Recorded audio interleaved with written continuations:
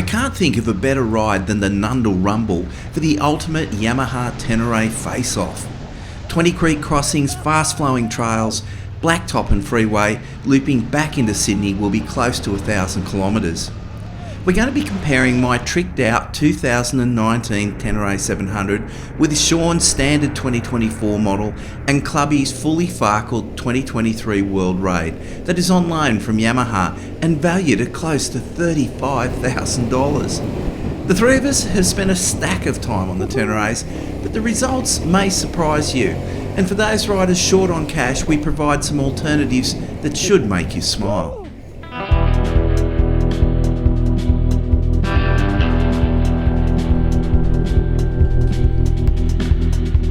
If money is no object and you've got cash to splash, there was no contest. The World Raid was the preferred bike, and there was a real fight over it. But bring in a budget of around $21,000, which opens up the gate to owning a new standard 2024 T700 or my tricked out 2019 T7 with Rally Raid product suspension kit, and riders were divided. We're on the Nundle Rumble and fantastic conditions today, overcast, but there's been a bit of light rain, about 8 or 10 mils. It's kept the dust down, but the surface for riding is just amazing.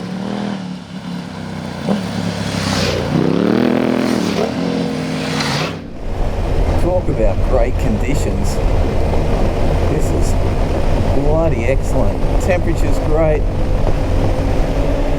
There's Sean on his 24 Tenere. Just bought that, I think, about 3 days ago. He's travelling light. Look at that, just a backpack back on. Looks stylish. Not too much change on the 2024, the standard one. But I'll get Sean to explain what's changed. Oh shit. My 2019's beside you. What is difference between the 2024 and the 2019? What have they advanced? I'm glad you asked me that. I did have a 22 before, so I know about this. Basically, if it's not broken, they don't fix it. So very small updates for 24. Yep. And they're largely to do with the cockpit area here, David. Yep. So we've got a TFT dash. Can you see that? Yep. I'll just switch it on. Yep. Got a TFT dash, that's new for 24. Yep. You can see there's an ABS on button here. Yep. And there's a USB port here, so you don't have to do the 12 volt thing. Yep. Okay. Yep. Other changes, LED indicators. Yep.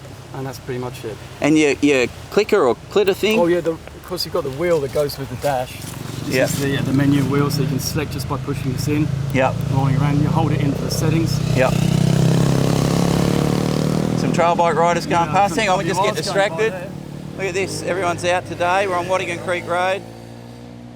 People are going for a ride. Okay. So you just hold that in for a bit. This comes up to the settings, roll it around to ABS. One other thing, Dave, I forgot to mention, it's got a triple ABS mode. So now when you select ABS, just a short press will get the ABS menu here. Yep. So you can have it on. You can have the rear off only or all off. So I scroll down to all off normally, highlight it and then hold it.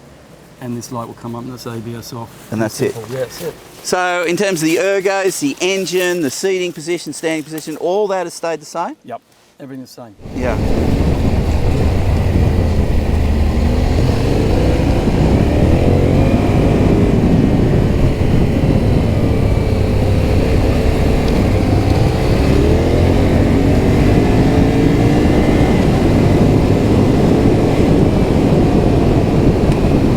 I like to travel light. I don't really see the need to put all the extra weight on it because that's just the way I like to roll. Yeah. I don't really have any need for crash bars. I try not to crash, obviously. And this is my luggage.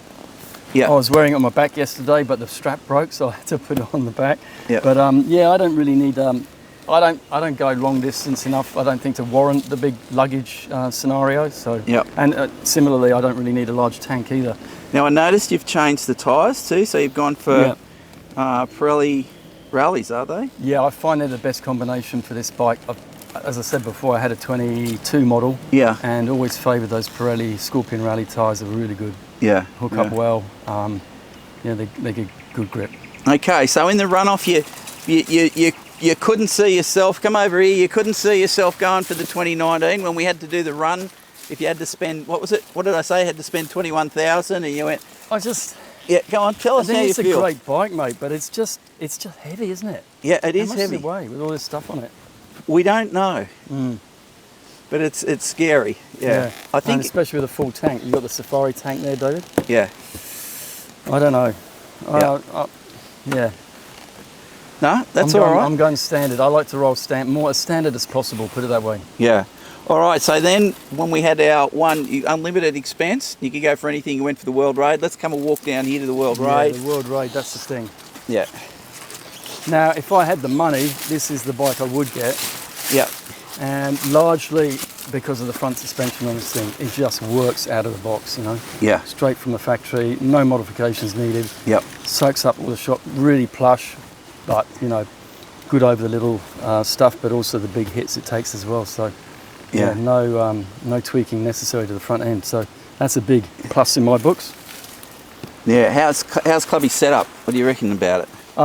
Once again, I think he's probably got a bit too many crash bits and pieces and heavy racks, and he's added weight, to a bike that's already fairly heavy. Yeah. So not really my bag, but also have you noticed that the World Raid comes with some protection here? Yeah, I've mentioned that before, and people, they don't realise that's significant. Obviously, it's not as strong as what he's fitted here, these crash bars, but I mean, it'd be good enough for me. Put it that way. Yeah.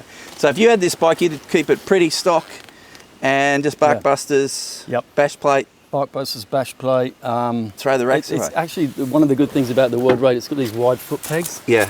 One thing I didn't mention on mine, I put some WR foot pegs on it as well. Yeah. Because the originals are a little bit skinny for me. Yeah. But yeah, these come as standard. These with the rubbers out. Yeah. They're good things.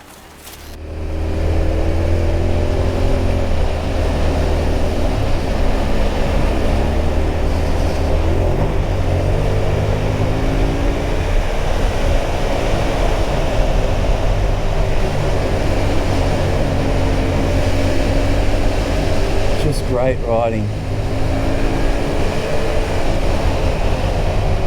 These are what, if there was a ride that epitomises what Teneres do, it'd be this ride.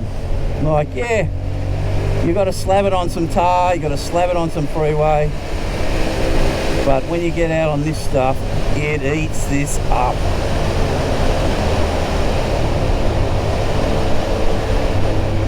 The advantage Clubby has, the only advantage that I can see from his bike to mine, is centre of gravity, and mine is so much higher. It's very noticeable, and it changes the way the bike handles quite significantly.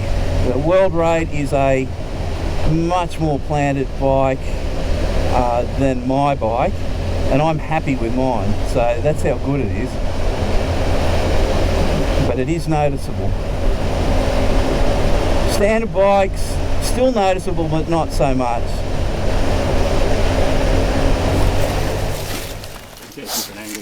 Now, Clubby, we did that sprint a minute ago, and we'll talk about unlimited expense in a minute, but you dropped the 2024 and you went for my old buster.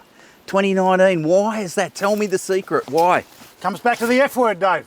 Farkled, son. Farkled, it's farkled. It's almost as farkled as all my previous T7s and my current World Raid T7. Yeah. No, but you dialed this in from day one, mate. Yes. Fully dialed, and the biggest dial in here, all the normal farkles, but that little logo right in there. Yeah. The Rally Raid suspension that you had on this. Yeah. Fork internals, complete change of rear shock altogether. Yeah. Tractive shock, isn't it? Dual piston. Just transformed the bike. Yeah. And how many Ks you got on it? Only 17,000. Oh, mate, good as new, mate. The motor will be barely run in. Yeah. That's the good thing about these T7s. Never any engine reliability issues. And it's just, it's loaded, mate.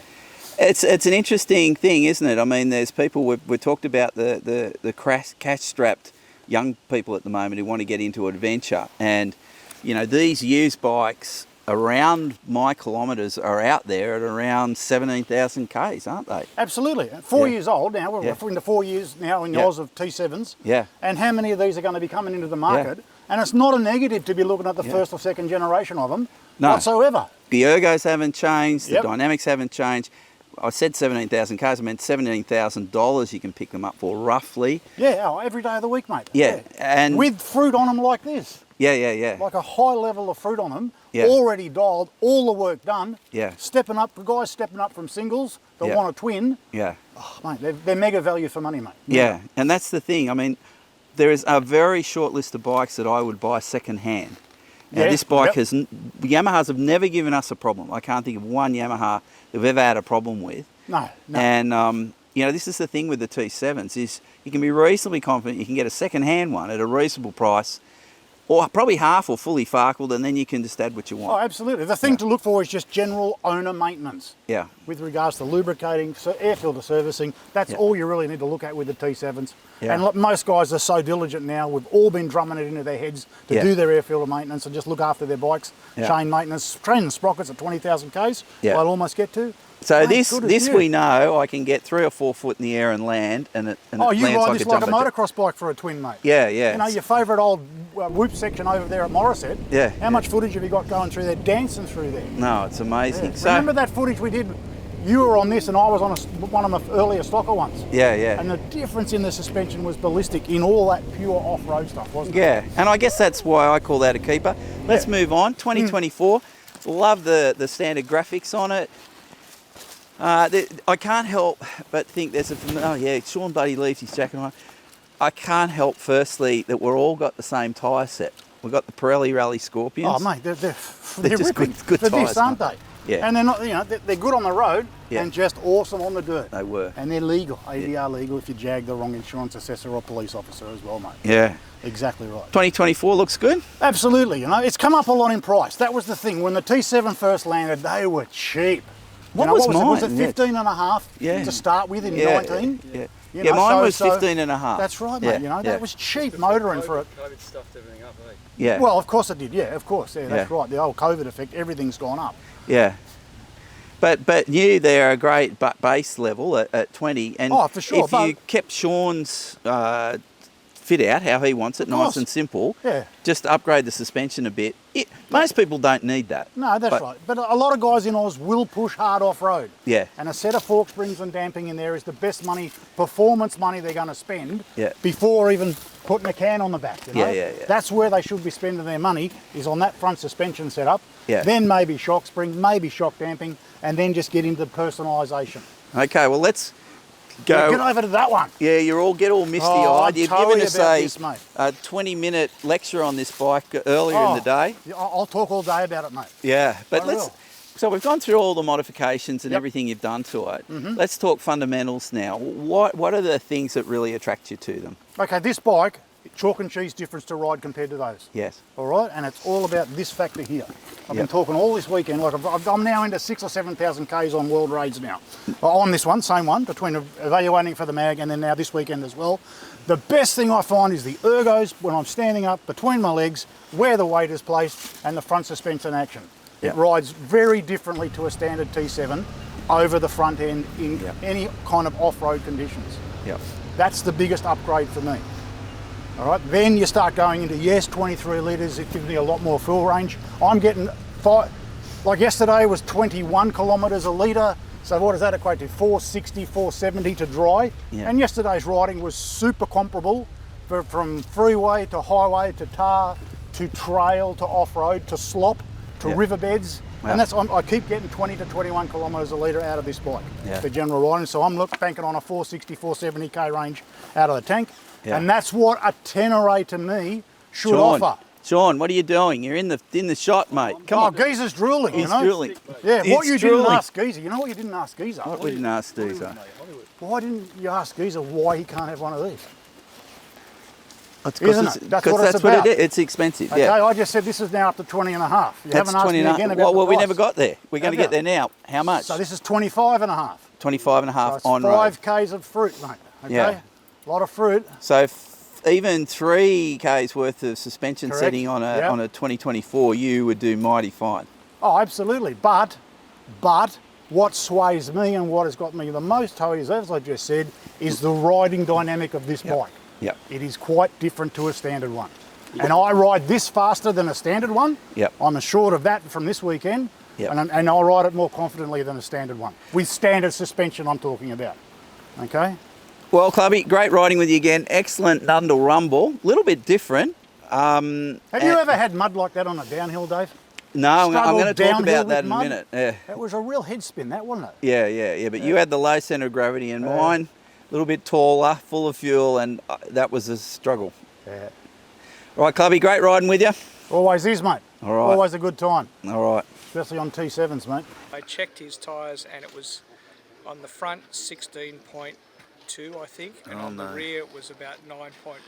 Oh God. So I think You got air pressure anxiety? That's exactly the way it's supposed to be. That's right. There. It's a Look new at him. advanced He's method. hardly a heavyweight, Dave.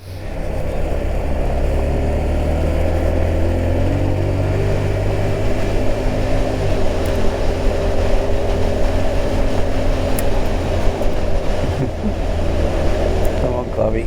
Stop showering me and shit.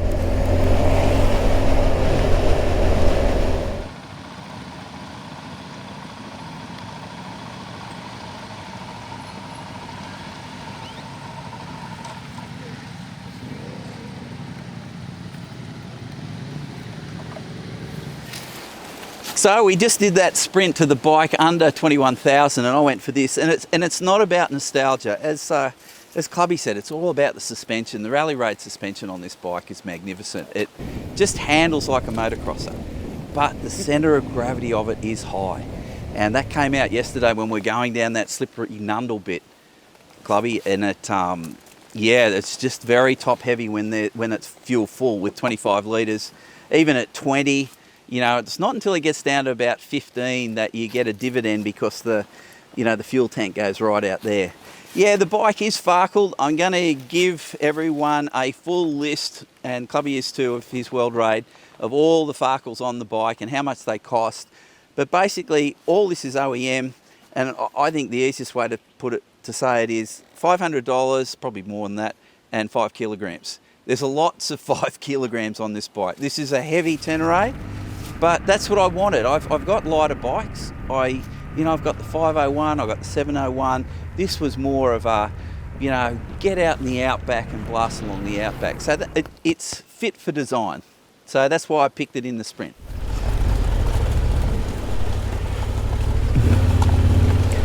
That, honestly, I should be sensible and lower my tyre pressures, because people are going down left, right and centre.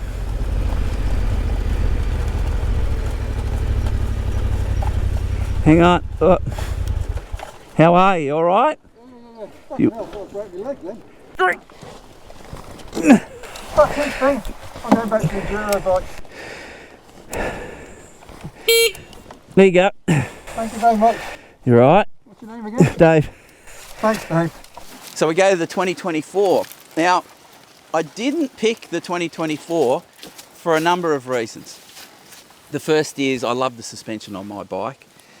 The second is most of this bike is unchanged from that, and that's why I'm really excited for people who want to get into the sport. About $17,000 and you'll get a cracking T7 that you can do up for yourself. But let's go through this new one. The ergos are exactly the same. Beautiful sitting, beautiful standing position. The engine is just a fantastic engine for adventure. Cruising along slowly, going through difficult stuff, getting on the highway, just does everything beautifully. Not the most powerful engine in the bunch, but it just nails the brief in terms of adventure. So all that's the same. The same things that have always troubled me about the Tenere are still there. This exhaust pipe mount, this is why I kind of disagree with Sean, and you've done the same, Clubby. I strongly recommend a pannier rack over that exhaust pipe mount. If you land on that exhaust mount and exhaust really heavily, you will push that in towards the swinging arm, and you can pull it back out a couple of times, but actually you start weakening it. And the other thing is the spongy back brake. Still haven't addressed those things, but ultimately I think they will. There's fixes for the brake. I mean, it's okay, but I just expect in this level of price point a better back brake. Apart from that, everything's good. Not a fan of the clickers or clitters or whatever you call it. It's some of them work, like Sean's works. Clubby's doesn't work very well. So, you know, I just like the simple one. All I do is I reach over the dash and I turn ABS on and off. The problem Yamaha had was in the Euro, to be compliant in Euro, they had to make everything so everything can be activated from the handlebar. So that was Yamaha's problem. And this is their first attempt at that solution. I think it needs a bit more work. So yeah, love the bike. When it really comes down to, if I was spending 20,000, I'd be looking around for a second-hand one farkled up. That's what I'd be doing. All right, now unlimited money, and we all ran towards the World Raid, and there's a number of reasons for that for me. The first is the handling. The fundamental handling of the bike is very different to mine and very different to a 24 model. And I've done about, I don't know, 3,000 Ks on these. And it's such a beautiful bike to ride. It's much more stable. And if I was going down that slippery mud, and I've got some recording of that on that ride, I would have been a lot happier on this bike. Like, that lower weight really makes a difference. But I agree with Sean in terms of the protection. I wouldn't necessarily have crash bars on this. This was built into that. Yamaha's designed that into that. If you have a get off that bends that, and you had it on that, that would go into that anyway. That'd be that bad a crash. So that's good enough for me for crash bars. Suspension on this bike is a cracker. The front end is amazing. The thing I love about it is that it soaks up the little stuff and takes the big hits, but it's brilliant straight off the showroom floor. I've done about 3,000 Ks on this, and they were pretty hard miles, and I just left the clicker settings as standard, and it worked a treat. In terms of the rear, there's a slightly different linkage setup on the World Raid than there is to the standard Teneres. Having said that, I still think my Tenere with the dual piston rally raid system is slightly better than this rear end. Is it hugely different? No, it's not, but I think it's superior.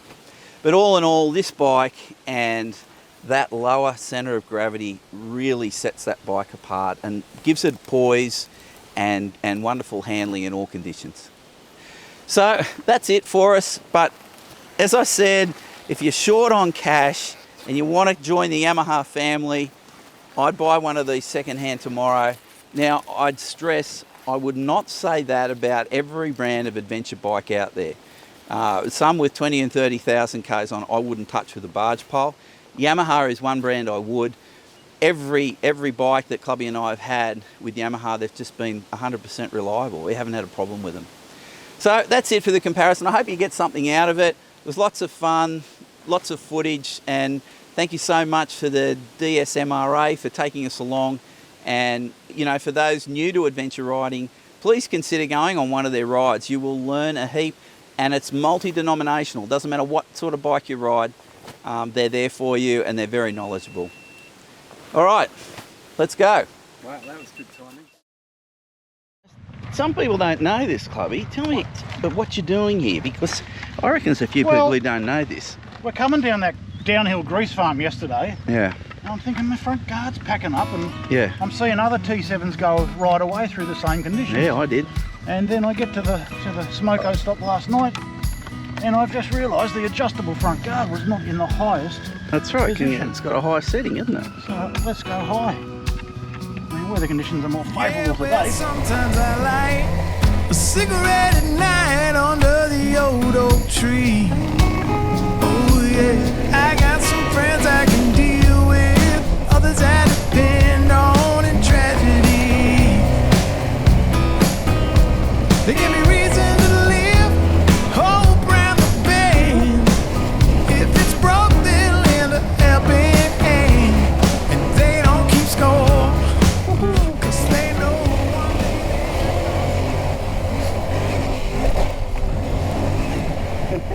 Woo!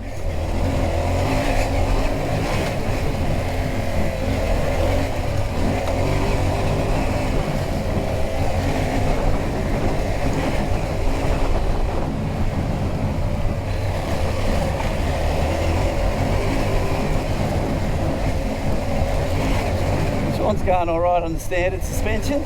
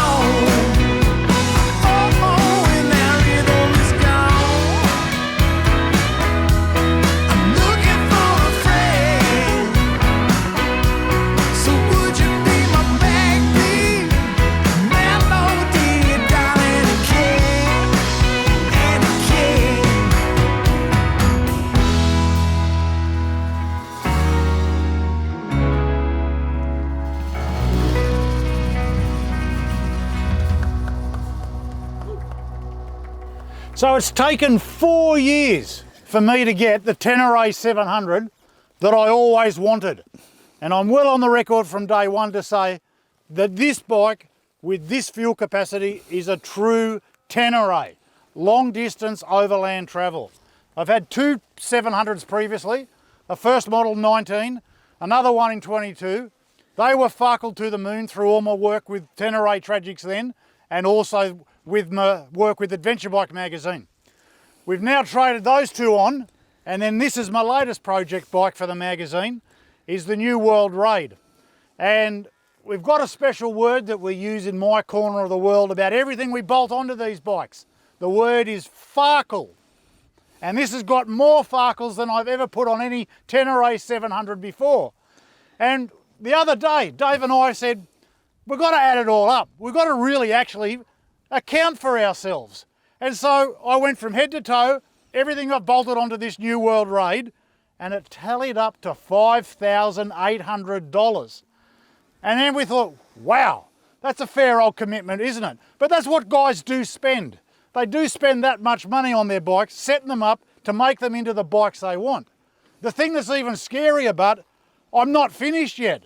Like I've still got a Yamaha centre stand to come, a Yamaha high front fender to come, which I might add would have been perfect 2 hours ago, coming down off the ranges through Barry Station when it turned into a quagmire, and the low front guard damn near put me on my ear twice. But they're the sort of things that you address. So for this bike, what have I done to it? Where has all that $5,800 been tipped into? Just look at it. Anywhere you look on this bike, there's a farkle. First one is the SKDA graphics, World Rally scheme, like the special edition that's available only overseas in Europe, that plays on the Stefan Peter Hansel Dakar race bike replica from the 80s when he raced Dakar and was a true legend. And then from there we just go. Pirelli Scorpion rally tyres. We've got SW Motec head to toe on this bike. They've been a really great supporter. The crash bars, the bash plate, the water pump protector, rear master cylinder protector, and one mod from SW Motec that is super convenient. They've got a little pop-on tank bag here, which actually pops off and mounts on to a mount that attaches to the two fuel caps. No need for straps. Big enough for my SLR camera, which is the first thing I pack every tour, and it just pops on like that. I've now put 4,500 Ks on that, not a single issue with it. Alloy back handguards up on top here from Polysport. B&B little compact rear rack. I've run that in the two previous Teneres. Really good and small, but big enough to also tie onto a tail bag easily. And a couple of pillion grab handles that are an optional extra that you need for manhandling this big beast out of the soup when it does end up on its side. Now the other thing that I've worked on with this bike new for me, I've always run horseshoe bags on the rear or just duffel bags up on the rear rack. My old mate Wolfie, Adventure Moto, he's had T7s as well. He peeled a set of Outback Motortech pannier frames off his bike and a set of ADV Works saddlebags and says, Clubby, you've got to try them. Come across to the dark side. So this is my first ride with that luggage setup, and I'm going to make the call. I'm stoked on it. And the reason that I'm stoked on it is because the weight is low. Here, down low, below the seat height. In all the T7s I've run before, even with the horseshoe bags, you can feel the weight sitting higher. And today, we've had all this slop and grease coming in down into Nundle today, through the 20 creek crossings, and that's the biggest impact with this bike is where all its weight is positioned. 23 litre dual fuel tank, so 2 cells, but it's so much lower the weight load carried compared to a standard one. Then with the luggage that's mounted low down like this, and then I've got nothing up high on the back end of the bike. All the weight is below my crutch on this bike, and it's just reassuring to ride in all circumstances, but particularly today when it was real wet, real greasy. You want the weight down low, stay off the brakes, let the bike have its head. Made all the world of difference for me. There's other little internal mods that we've made, like a little unifilter pre-filter that fits onto the snorkel. That's a real big help when it comes to elongating your air filter servicing. We're running Yamalube lubricants inside this motor. I'm nearly up to 5,000 Ks on this, so due for an oil dump. Standard screen, standard cockpit. I mentioned the Pirelli tyres. Those knobbies have been fabulous today. And The only negative I've got about this bike so far, two things I've got that are negative that I haven't addressed yet, even with spending all that money. I'm still running the stock hand grips and I just don't like them. They're really hard. They're kind of like firm in the little ridges. They're plenty of grip, but I need to run my pillow top grips. That's another mod I need to do. And then I don't know what I'm going to do with this other point that just irks me the most about this bike. This cracky little thumb wheel adjuster here.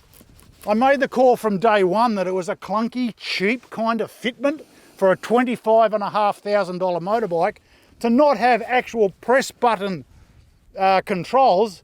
You got to turn the little thumb wheel to access the colour TFT dash and all the functions that it offers, and then be able to press it up. And like a couple of thousand kilometres ago, I lost the ability to press the button up to then open up the other options on the dash. I've had the thing apart. There's a workaround that you can remove the little ball bearing in there, shorten the spring. Palaver is the only word I've got for that. But that's the only negative. Other than that, I'm loving the thing.